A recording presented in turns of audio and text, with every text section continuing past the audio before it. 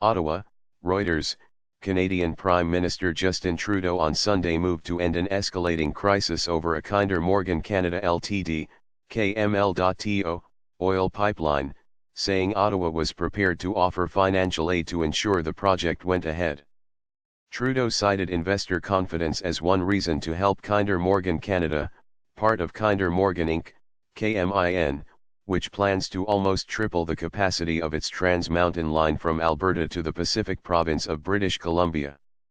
The company, unhappy about moves by the British Columbia government to impede the $7.4 billion Cordoba's, $5.9 billion, project on environmental grounds, is threatening to walk away unless it receives sufficient clarity about the path ahead by May 31. I have instructed the Minister of Finance to initiate formal financial discussions with Kinder Morgan, the result of which will be to remove the uncertainty overhanging the Trans Mountain Pipeline expansion project. Trudeau told reporters, calling the line a vital strategic interest to Canada.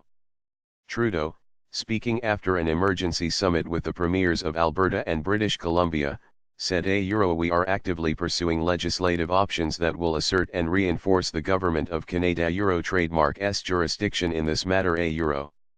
He declined to give details on exactly what the ruling Liberals had in mind to end an impasse that is prompting investor unease and could threaten his political future. Both the federal and Alberta governments have already suggested they could take a stake in the project.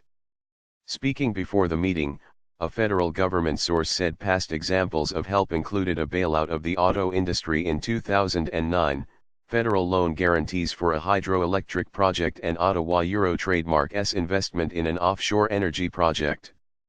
A construction will go ahead, said Trudeau, who is under increasing pressure from the business community and opposition politicians to take action amid fears the dispute could hit already flagging foreign investment. Kinder Morgan Canada said it would not comment on Trudeau trademark's remarks until we trademark VE reached a sufficiently definitive agreement on or before May 31 that satisfies our objectives. Many in the energy industry are concerned about whether quarrels over jurisdiction and increasingly vehement protests mean any new pipelines can be built in Canada, which sits on the world trademark's third largest proven reserves of crude and is the single largest exporter of energy to the United States. The lack of pipeline capacity means Canadian crude trades at a discount to the U.S. oil benchmark CLC1. Environmentalists and Aboriginal activists frequently demonstrate at Trans Mountain facilities, and British Columbia police have arrested about 200 people since mid-March. Federal government can trademark buy off the opposition to this failing pipeline. The resistance continues to grow, said Mike Hudemia of Greenpeace Canada.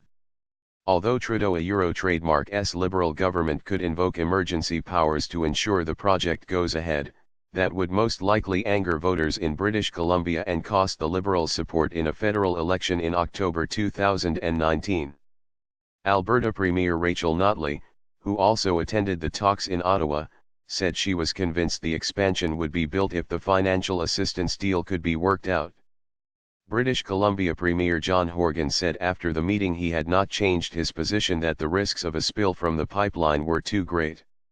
Horgan wants Ottawa to refer the matter to the Supreme Court, but the Liberals are not interested, saying it is already clear the federal government has jurisdiction over the project.